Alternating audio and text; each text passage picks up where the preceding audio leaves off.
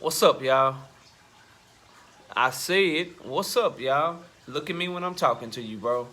Nah, I'm just messing with y'all, man. This is your boy Knockout Boxing 86 TV, and we in here. So check this out, y'all. Before we get going on our video, smash that like button for me. Subscribe to the channel if you're new here. Share the video. Turn on your notifications and follow me on Twitter at KOBoxing86TV. And if you got a breakdown or a prediction you want me to do, knockoutboxing86@yahoo.com is the email address. Also, if you got, if you could follow, check out our live shows. Live show every Wednesday night, 7:30 p.m. Central Time. Every Friday night, 7:30 p.m. Central Time, and every single Sunday morning, 9 a.m.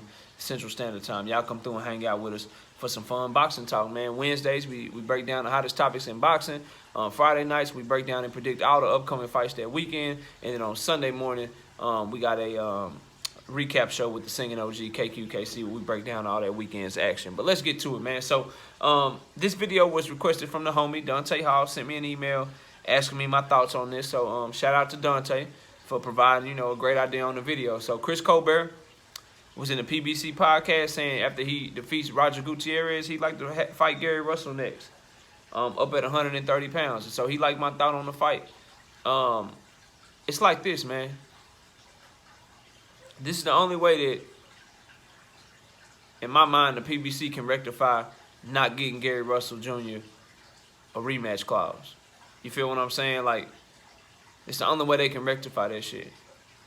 You got a man in Gary Russell Jr. who was a champion for damn near 7 years, right? And he went into the fight number one. It was disrespectful not to have that shit in the contract off the rip. That's disrespectful to that man. Like, why don't he have a rematch clause in his contract? And I already made where, I've already talked about where I thought Gary was at fault. Like, why you fighting injured when you know they ain't got your best interests at heart?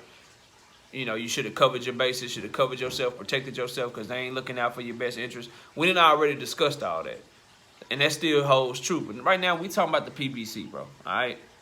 But yeah, Gary, injury, you don't show up. If you know your promoter is trying to have you lose, they're trying to push this other fighter, you make sure you go into that fight 100% so you can whoop his ass. And you postpone that fight. Damn they venue fees, damn they other fighters on there, have them figure that shit out. But you provide your paperwork to the sanctioning body, you provide your paperwork to your promoter and your handlers, and then you go get yourself healed up and then you come back stronger. But anyway, back on them. So to me, this is the only way they can rectify not giving that man a rematch clause in his contract.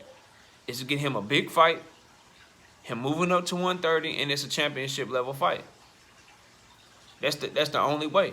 You feel what I'm saying? And people kind of forget who they talking to with me sometimes, because I had somebody jump in the comments, right? Forget the dude's name. He said, well, look, man, why Gary Russell, why should he get a title shot? Why should he be allowed to fight Mark Mexayo in a rematch? Why should he be allowed to immediately, challenge for a title? Lomachenko didn't get to. Lomachenko, people were saying, y'all was saying you gotta work his way back up. And when they say y'all, I already know that they on some BS, because you generalizing a whole group of people based on what you think that I think, and it's totally dead wrong. You can go back, you can check the content. I said Lomachenko should have been got his rematch against Lopez. As a champion, he deserved a rematch. Why wouldn't he have a rematch clause? And I said if Lopez ain't gonna fight Devin Haney, shit, he deserved to fight. Lomachenko should get a shot at his belts back. So I thought he should get a rematch too. I think anytime you a champion, it's smart business, and it's just right that you deserve it. You was at the top and you lost. How do you jump so far to where you don't get a shot to get your title back? I feel like that. So I feel like they should all try to force that in their contracts, and Gary Russell especially, for how long he was a champion. But for the PBC, this is the only way they can rectify this situation to me, because we see that it's being reported that Mark Mexayo is probably going to fight Leo Santa Cruz next, or maybe Ray Vargas. Either way, those are two fights that was for Gary Russell Jr. Like, I'm old enough to remember when people were saying, and it was announced, that Gary Russell Jr. and Ray Vargas was going to fight. They put the kibosh and put the screw on that fight. And Ray Vargas ended up fighting somebody else. And they plugged in Mark Mexayo. Like, I see the play here. They trying to get that whole Mexican-Filipino thing going. because they think it sells more, and that's what they value. I don't like that shit, man. So to me, not only were you pushing Mark McSayo, and it's clear that you wanted him to win for business purposes. He got a whole country behind him. You're trying to find the next Pacquiao. Pacquiao done retired. His fans got to translate to somebody else, and a lot of his fans are Filipino. So you got to find somebody that his fans can latch on to and they can cheer for. You already got a bunch of Gary Russell Jr.'s. Because Gary Russell Jr. fans are Devin Haney fans. Devin Haney fans are Tank Davis fans. Tank Davis fans are Earl Spence fans. You already feel like you got that whole Jermell Charlo fans or Earl Spence fans. Jermell and Jamal Charlo got the same fans. Keith Thurman got some of their fans too. You already feel like you got a certain market pegged. And you trying to get into a new market. You trying to keep that Filipino market, that Filipino money coming in. You value their money more than you value the fans of those fighters I just named money. Like, let's just keep it a buck and let's keep this thing going. So, with that being said,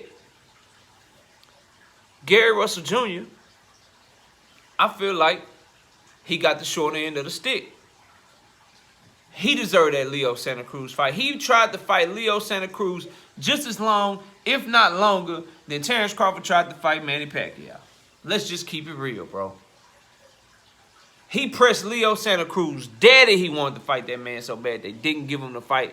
He didn't get the fight. But the moment Mark McSayo get the belt, the second he get the belt, it's already being reported that he might fight Leo Santa Cruz, assuming Leo Santa Cruz can take care of business next week. Wow, wow, wow. Ain't that some shit? So, Gary Russell versus Chris Colbert, to me, everything they did to Gary Russell Jr., that shit still wrong to me. That shit still ain't good enough. But at least he'd have a shot to get his glory back. At the very least, he can go up there and he can become champion. So I think that's the right thing to do. I think that that's a great fight. I like that Chris Colbert on the PBC podcast seemed like he amicable to it. Seemed like that's what he want next. Just a lot of people say that shit, right? We see that a lot. I just hope Chris Colbert has that same intention, that same resolute energy, assuming he's able to get past Roger Gutierrez. Because a lot of people say a lot of shit, especially when they got a fight coming up. You understand? Like, when you got a fight coming up, if you Chris Colbert, you the main event and shit. February 26th is going down. Gary Antoine on the undercard versus Victor Postol. Nice, bro. Nice. People say a lot of shit to keep their name buzzing. And I hope this ain't a situation where you just trying to latch on to Gary Russell Jr. because he one of the hottest topics in boxing right now. And you throw his name out there. And then you beat Roger Gutierrez. And then boom, you try to do something else. Just keep that same energy after the fight. We see what's going on with Kambosos. Before the fight, Devin Haney, he and I have already talked. We got a great relationship, undisputed. Let's get it. Now, all of a sudden, I got to see who performed the best. Lomachenko, Devin Haney. It's whoever give you the best offer. You negotiating with multiple fighters, but that ain't what you said before the fight. So I just hope Chris Colbert don't have that type of energy towards this shit. I hope the PBC don't have this type of energy towards this shit, because let's keep it a buck. At 130, Gary Russell Jr. move up to 130. The other 130-pound fighters, Ogawa is on DAZN. PBC don't do business with DAZN. Shakur Stevenson and Oscar Valdez, they fighting in April, 2 months after this fight, so they tied up, and they both top-ranked fighters and top-ranked in PBC. We know they be clashing and shit. They don't like to do business together. So the biggest fight you can make for Chris Colbert, somebody name me a bigger fight at 130 pounds in-house for the PBC other than Chris Colbert versus Gary Russell Jr., assuming, again, Chris Colbert can take care of Roger Gutierrez, which is not a foregone conclusion. Somebody name a bigger fight. So it's the biggest fight you could get. People going to show up and show out for that shit. So I think it's a no-brainer. So salute to Dante Hall. I'm going to be watching the situation carefully. But I'm all for this fight. I believe Gary Russell Jr. deserves this fight. But y'all let me know what y'all think. Comment down below, smash the like, subscribe to the channel, share the video, turn on your notifications. Follow me on Twitter at KOBoxing86TV. If you got a breakdown or a prediction you want me to do, knockoutboxing86@yahoo.com is the email address. Don't forget about our live show tonight, 7:30 p.m. Central Time. I'll be live. The TKO prediction show. We'll be breaking down and predicting all the upcoming fights this weekend. But I appreciate y'all watching the video. Enjoy the rest of your day. And with that, we out of here. Peace, y'all.